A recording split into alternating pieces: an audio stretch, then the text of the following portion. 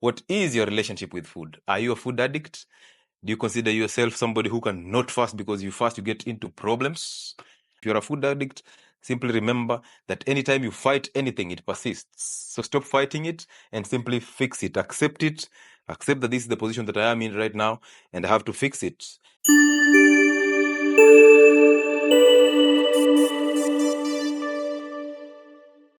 So antidote to resistance is always acceptance. Once you accept it, you start making it easier for yourself. Most of the people who want to lose weight, they will always complain that I'm trying to lose weight, but it's not possible. But the reality is, it's not like it's not possible. It's like in your head, you've already convinced yourself that it's not possible. You start from the mind. And then number two, of course, you're doing things without understanding. You're doing things, and then little did you know that you have hormonal imbalances, the thyroid issues, and you have to fix them before you start a journey to lose weight. The good thing is, when you're trying to lose weight, when you start with the mind, and the best thing is about weight loss is those foods that will help you fix the thyroid and balance your hormones are the same foods that will help you lose the weight. Okay? So we're going to go through this. We're going to talk about the keto diets. We're going to talk about the carnivore diets. We're going to talk about the vegan diets. What are they? What are they? Which role are they playing in our systems? Do we really need them? Do we really need to classify foods into these categories? So we want to make up our minds this night that from tomorrow, as we start eating at noon, we are going to make a very sane decision on that plate. So 3 points will be involved here. Number one will be your emotions with food. What is the social aspect of food? And we know that most of us use food as a social aspect. It's only nowadays that people have gone to the phones and they have lost touch with reality.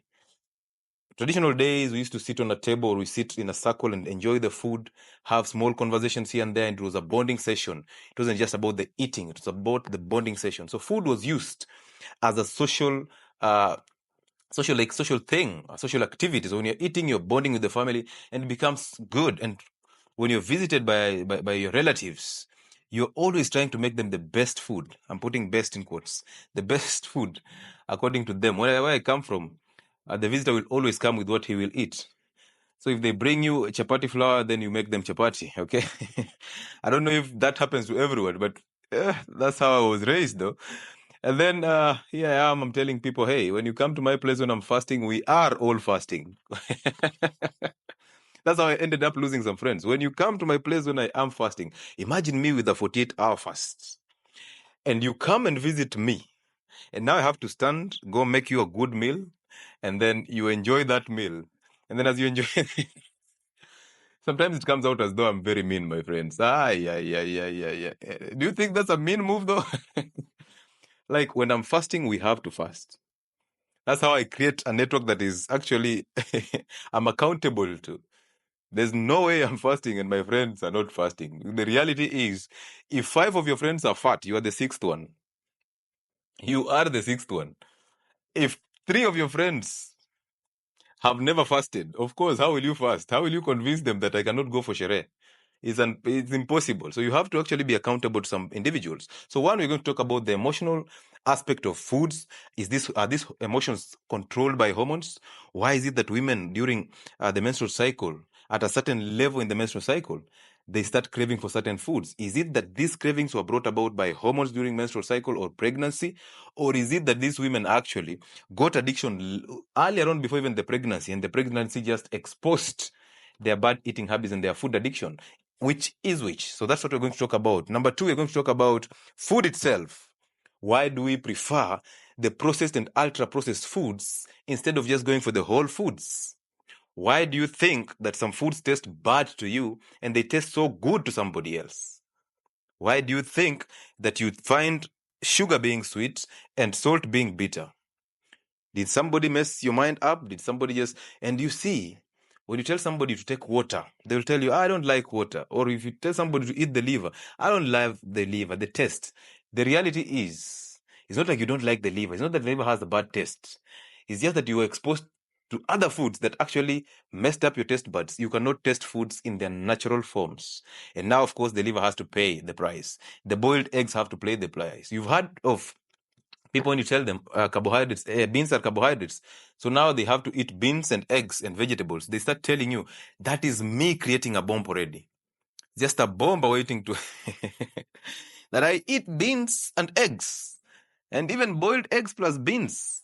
What kind of bomb am I preparing? Like, who will sit in my environment when I've eaten boiled eggs and beans? Now you're blaming the boiled eggs and the beans because of your messed up gut. Simply fix the gut and enjoy those two foods. There are people who eat them without creating that bomb. They don't. It's your gut that is messed up. So fix the gut. And number 3, we're going to talk about activity. Why do I insist that you have to move? Why do you have to have some activity in your house? Nowadays, people work from home. We started long ago working from home during the COVID season, and it has become a norm. So nobody wants to move. Everybody is seated in the home with their Wi-Fi and their internet. Nothing, no activity, nothing at all. Your children adapt the same lifestyle because they want you to be their role model. So once they follow you, they simply adapt, they simply imitate what you do, and they become. So when I tell you, you only inherit, your children will only inherit bad eating and lifestyle conditions from you, bad diets from you that will cause them diseases, and they don't inherit diseases. You start telling me, oh, Daktari, no, but the book says genetics. But my doctor says this is genetic. No, you're not fat because of genetics. You're fat because you ate yourself to that point. Where were the genes 20 years ago? Where were the genes 40 years ago when men used to be tall and lean? Where were the genes? Where were the genes when men were men? Where were the genes when women used to give birth naturally? And now, because of genes, they have to go for a cesarean session to just give birth. Where did nature take a turn? Did we change nature? Did we try to change nature? Which is very hard. You can't change nature because it will whip you hard. So did we try to change things so that nature fits in our schedule? It is impossible. Okay, so 3 things for today: emotions, food, and activity, motion. Why should we be in motion all the time? Now, we can never talk about food without talking about how the body functions. What are the pH levels of the food? So, to begin with, what is a pH scale? It's just a measure of how hydrogen ions dissociate. For example, if you take an acid, hydrochloric acid, you dissolve it in water, it forms an aqueous solution where the hydrogen ions are released in that water. So when you release those hydrogen ions, the extent at which these hydrogen ions are released in water, that is the measure of pH. If you have a base and you dissolve it in water, you're releasing hydroxyl ion, the OH ions. Now, this is always a chemistry, a biology class, and a reminder. So you don't need to cram because I'll be here every other time to remind you your basic biology. So simply enjoy it. Don't have to cram anything. So now we have a pH scale. On the extreme right and on the extreme left, you see that line that we draw that starts from 1 all the way to 14, and in the middle is 7. So in the middle way there is 7. That is a neutral pH. Neutral pH. Water exists there. As we go further to the right, we go to the alkaline. So the higher we go in the numbers, the more alkaline those things become. For example, 7, 8, 9, 10, all the way to 14. Moving from 7 all the way to 14, that is increasing the alkalinity, the basicity of that product or that food. And moving from 7 going downwards, 5, 6, 5, 4, 3, 2, 1. The lower you go with the pH scale, the higher the acid or the more concentrated the acid. And that's why on number 1 on the scale is the most concentrated acid on earth, that is called sulfuric acid. Sulfuric acid. If you pour sulfuric acid on your skin, you will simply turn into carbon. Very dark skin, it will burn you like crazy. It burns even the bones and converts the bones into something else, a dark mass, because it is highly corrosive to your system. As we come up from 2 to 3, that is hydrochloric acid, another corrosive acid. Now, this acid is what is in your stomach, my friends. Those people who tell me hyperacidity or I'm suffering from acidity, there is nothing like that. Your stomach was designed to be highly acidic and concentrated. So when you tell me I'm suffering from acidity, I'm actually telling you, hey, congratulations, you're not suffering. You're actually healthy, because those people who are suffering from gastric ulcers, gastritis, the reflux disease, stomach issues, development of gut microorganisms that don't reside in the stomach that give them diseases, even food poisoning, are people who have neutralized that stomach acid through antacids, through alcohol, through sugar, and all these bad foods, and even excess water without using salt. So once you neutralize that acid pH in the stomach, you start raising the pH from 2 headed to 5. Now remember this, once you neutralize that stomach pH, you have messed up the environment in the stomach. So you'll be unable to digest protein because protein require pepsin, they require a strong HCl in the stomach for you to digest them. So now, in your stomach, you have that pH specifically to help you digest proteins.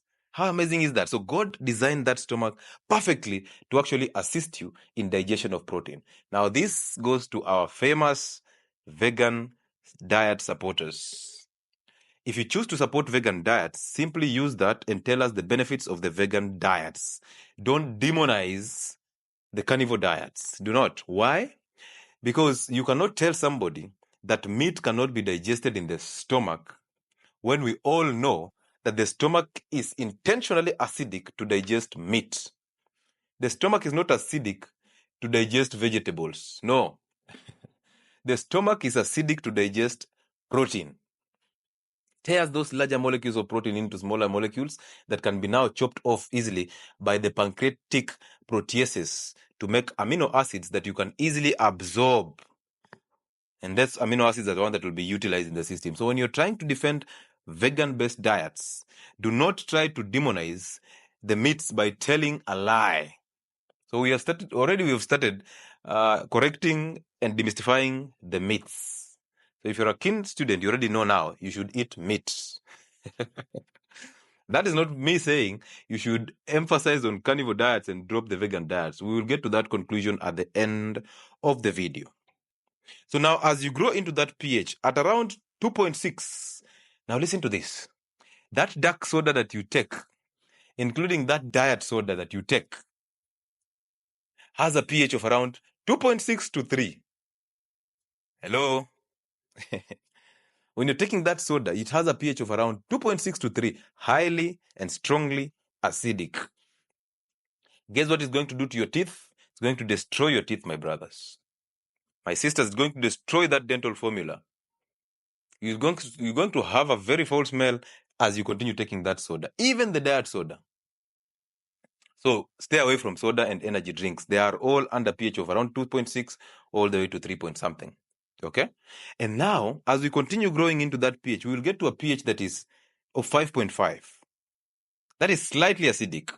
Okay, 5.5. We still have an acid there, but it's slightly acidic. So it's not as strong as those ones that are 1, 2, and rest. But we are at 5.5. Now, guess what? At pH of 5.5, this is where most diseases, most bacterial diseases, fungal diseases like yeast, cancers, this is their pH. This is where they survive the most. Once you just understood that statement, you start knowing that we really need to concentrate that stomach acid to kill these things. We really need a certain type of pH in our system to start clearing these diseases. But as long as your pH plays between 5.5, hey, you will not survive cancer because you will create an environment for cancer to grow. You will not survive fungal diseases, the yeast. That's why women have a lot of recurrent yeast infections. You will not survive bacterial infections, okay, because they love this. And if you realized, ladies, there was a saying that, or there was a notion that when your boyfriend is coming over, I keep on repeating this because I want you to sink it in definitely. When your boyfriend is coming over during the weekend, I don't encourage men to move that direction. But when you're either going to your boyfriend or your boyfriend is coming over, one thing will happen. You want to eat as much pineapples as possible so that when you urinate, you're urinating just pineapples and your vagina starts to smell nice. That is a mistake. Why? Because as you take that fruit, as you take that sugar, because fruits are sugar, as you take that yogurt, what you're doing is you're loading your system with sugar. And guess what? Your vagina has a bacteria that is called Candida albicans, a normal flora. When I say normal flora, I mean these are bacteria that exists in our system naturally. They don't cause any harm. Like H. pylori, like Candida. They don't cause either bacteria, fungi, or viruses that exist in our systems but do not cause any harm. Remember, our body cells are fewer as compared to the bacterial and microorganism cells that are present in our body. So we have more microbes than we have body cells. So as you eat that fruit, as you take that yogurt that has been sweetened, thinking that you're going to cleanse your vagina, what you're going to do is yeast infection. The fungus really loves sugar because this sugar will help it create a nest for itself, a house that it will actually proliferate and cause you more damage. So listen to this. You eat that fruit, you absorb the sugar. You drink that yogurt, you absorb the sugar. Fungal infections love sugar. They survive in sugar. So does cancer. So this sugar is the one that will actually start the acidic pH. And how does sugar convert things to become acidic? That's the major question. This is what sugar does. When the fungi enjoy this sugar, what they produce is uric acid, is lactic acid, and is acetic acid. Those are three acids being produced by the fungi. Now, when these fungi produce these three acids, what do you expect? What do you expect? As you eat that fruit, hoping that it is rich in vitamins, that is going to clean your vagina so that your cookie smells well for your boyfriend. Guess what is going to happen? You're going to produce three acids through those fungi that reside in your vagina, the Candida albicans. These fungi will enjoy that sugar, and then they will start multiplying. But above all, they will now start producing uric acid, acetic acid, and lactic acid. Your guess is as right as mine. You'll start to lower the pH. You start moving from 7 headed back towards 5.5. So we're already creating a nest for these fungal diseases to survive. That's the reason why, as you eat that fruit, your infection goes and comes back every time. That's why you hardly treat that urinary tract infection. That's why you hardly treat that yeast infection. You're always scratching your privates. Now you know. Again, fungi loves very filthy environments. So if you keep on wearing those panties that can always hold water, like for the polyesters and the nylon panties, you keep on using water to clean your privates, but you don't dry it well, you're actually creating a survival mechanism for those yeast infections. So the yeast says, enjoy the foods. And by the way, did you know that the concentration of the microbes in your gut are the ones that are the first line to sending you into cravings? For example, if you're a carbohydrate addict, you will develop microorganisms in the stomach that only break down carbohydrates. So all other microorganisms that are enjoying protein diets, fat diets, dead. Now you start having only bacteria that or microorganisms that are interested in you eating carbohydrates. And what is going to happen next? They will always send you into cravings to eat the carbohydrates so that they can enjoy it and give you the lactic acid, the uric acid, and the acetic acid. So as you eat that fruit hoping that you've gotten the vitamins, you've actually invited the yeast infection. You've actually invited the viral infection, HPV. You've actually invited the cervical issues, cervical cancer and all that. So stop using pineapples to clean your organs. Stop. You don't need it. And then at pH of 6.5, remember we are going up. We just started from 1, we went to 2 to 3, we went to 5.5, and now we are at 6.5. Now at 6.5, that's where your cells survive optimally. 6.5 is slightly acidic, so your cells love that pH. Now, if you alter that pH by a little bit, let's say you just head towards the basic, you are actually limiting the activation or actualization of your cellular function. You will actually inhibit optimization or maximization of your cellular activity. Okay? And below the same, you're doing that. If you're taking yourself into acidic environment, pumping your system with acids, what are you doing? You're actually altering the optimization of the function of the cell because cellular organelles function optimally at a pH of 6.5. Now, as we head towards 7 is the neutral pH. That's where water exists. Now we are at the neutral pH and we want to continue growing and knowing where is the most important pH of our system. Now at 7.3 to 7.45, look at that small gap, 7.35 to around 7.45, a very narrow margin. That is the blood pH. So remember this, the cellular pH, inside the cell, the pH is slightly acidic, but around the cell, the pH is literally near neutral. I want you to understand that point because I'll use that point to tell you something. So understand this. We've said that at pH of 6.5, cellular activity and optimization inside the cell. Outside the cell is blood, okay, and the fluids. And blood pH is near neutral. So what will happen if you change this blood pH towards acidic or towards basic? That's why it gets interesting, and that's why we get the lie of the alkaline diets. Now, anything beyond that pH of 7.4, let's say you're headed towards 8. If you head towards 8, you're going towards the alkaline pH, right? So when you get to 8, guess what will happen? Your cells will die. When you get to, let's say, 7.2, your cells will die, because in relationship to that pH of 7.4, 7.2 is slightly acidic. Even though they still, on the pH scale, they still look on the basic side. But in relationship to that 7.45, when you go lower, you're headed towards the acid. When you go higher, you're headed toward the base, which means the higher you go, let's say a pH of 8, that will take you to what we call alkalosis. So your system is basically alkaline. And your cell will definitely die because it will not survive under an alkaline medium. They want the external environment. The blood wants to be basically 7.5. So imagine what you're going to do to the cells. Now, below the same pH of 7.45 or 7.3, because we started with 7.35 all the way to 7.45 as the blood pH. So below 7.35, let's say like around 7.2 or 7.1 or even 6, that is headed towards acidosis.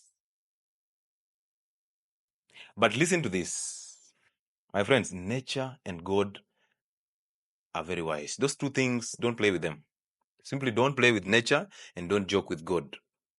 You can be an atheist for heaven's sake if you want to, but don't dare mock God or don't dare change what God designed the way it should be. Don't cut off any organ, don't cut off any tubes. So vasectomy is seniors.